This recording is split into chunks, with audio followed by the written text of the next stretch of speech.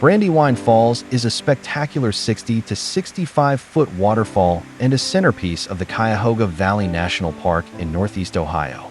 Carved by Brandywine Creek, the falls demonstrates classic geological features, where a hard layer of Berea Sandstone caps softer layers of shale below, causing the water to cascade in a striking bridal veil pattern.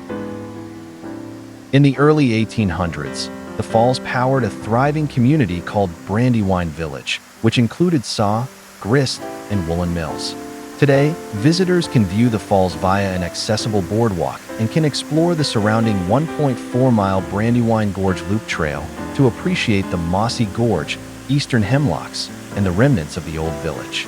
It's a popular year-round destination, offering beautiful views from rushing spring torrents to impressive winter ice formations.